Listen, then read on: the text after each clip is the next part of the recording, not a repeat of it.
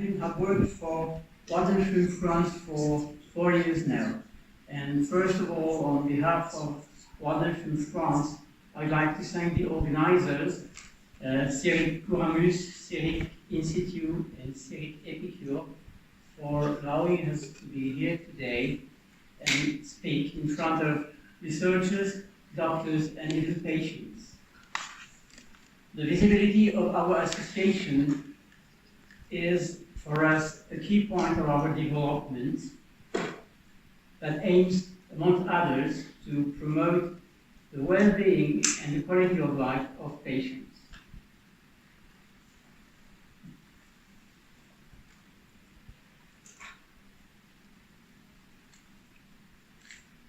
So we were asked to talk about patients' expectations regarding a new treatment.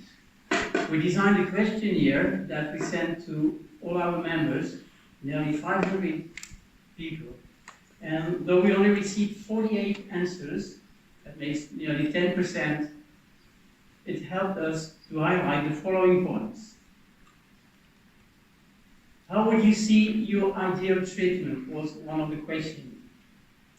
We can see that this ideal treatment will take place at home. Of course, this gives you more confidence and helps you to be in your natural environment. In the hospital, only 8% of the people wish to have that treatment there. It depends, of course, on age, on the presence or absence of caregivers, and on people's anxiety, knowing that the hospital structure will reassure people. Some other points will be discussed later on. So what patients hope for? These are the points that have caught our attention. We all know that research in Waldenström disease is progressing actually, but a new drug is expected. It's not complete healing or definitive cure, and we know it's not possible, but it should bring meaningful improvement. In other words, it should bring stabilization of the disease, stop the evolution. The quality of life is, of course, very much signaled by the people. The amelioration of the quality of life enables a more normal social life.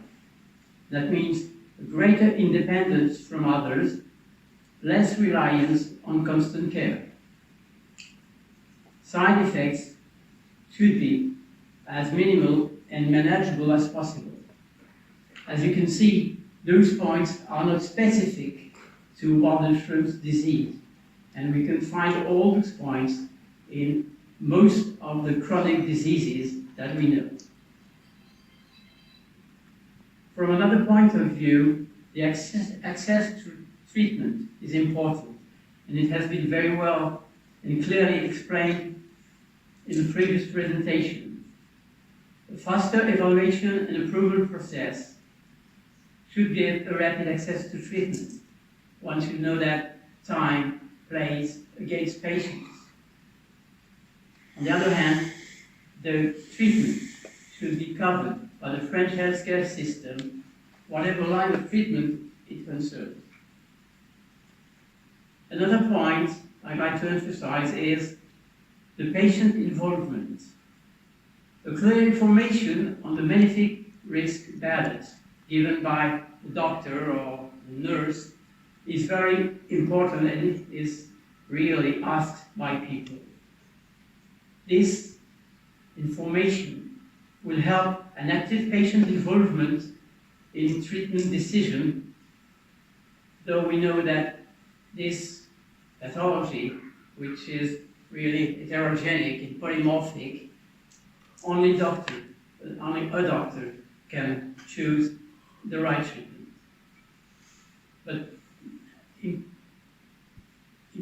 involving the patients in the decision would perhaps increase the adherence to the treatment and the tolerability of the side effects.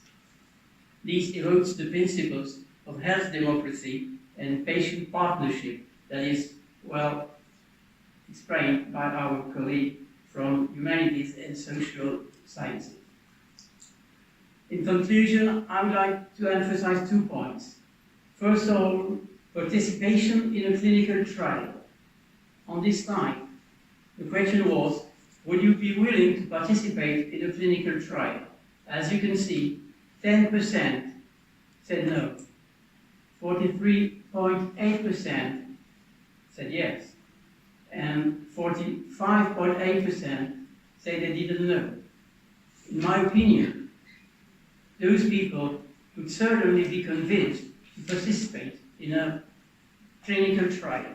And that, to me, sounds good for research.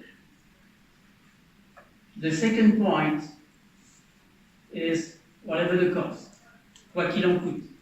People here from France know that this formula has been used by our president, talking about the expenses of the COVID period.